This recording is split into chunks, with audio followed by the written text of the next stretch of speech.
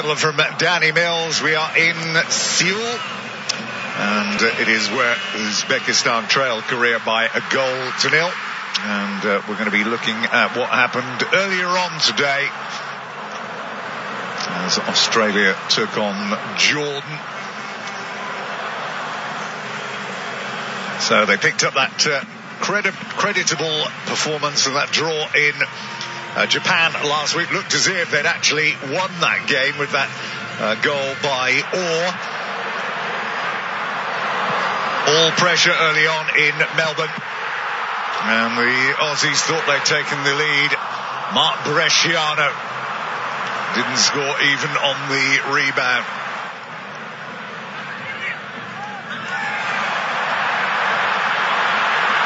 But they continued to press, and he missed one a couple of seconds ago, and a couple of minutes later he was on the score sheet. Cruz gets down the right, goal for Bresciano.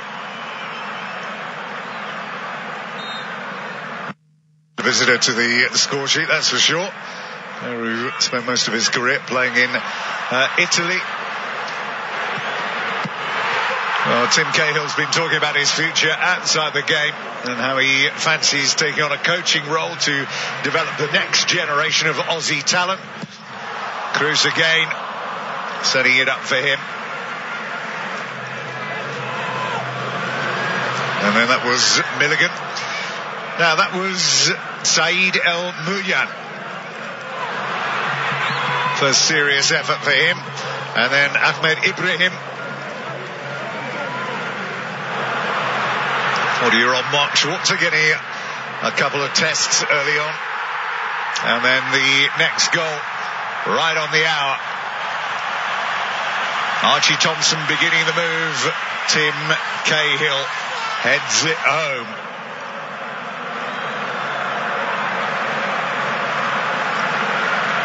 '28th international goal for Cahill, who these days is in New York with the Red Bulls. It's only the third club of his career, that, by the way. As the Aussies press forward again, it just looked as if it was going to be more goals coming for the Australians. And eventually that goal did go in. Robbie Cruz makes it 3. Player who's had a tough season with Düsseldorf, who went down, of course, in the Bundesliga. He's now moved, and you'll see him in action with Leverkusen next season.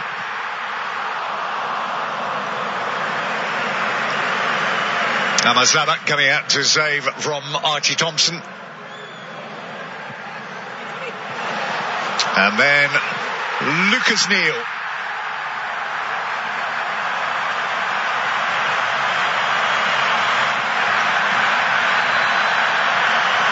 Another of the seasoned veterans of this Australian squad.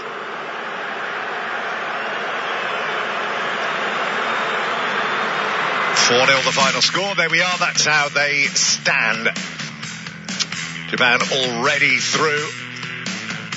And then it's about who is going to end up in that third place position, because they will get the playoff with third place in Group A. So looking at Australia, of course, they had Gusidik, of course, as well, didn't they? As World Cup coach. Well, of course, it's been a lot more difficult for them since they've had to go into the Asian qualification groups rather than the Australasia one. But again, teams, Japan, Australia, we want to see both of those teams in the World Cup finals. It's funny, you look at the progression of that team and how many players were still involved in the international team when they were qualifying it 10 years ago. I mean, they're looking for this new generation. Hasn't appeared yet. No, it hasn't. You know, you go back, obviously I played with the likes of Paul Ocon, Harry Kewell, the Duke, but of course Mark as well. You know, and that next generation of players hasn't really materialised in the A-League in Australia. We'll take a short break. Stay with us there. The greatest race in the world.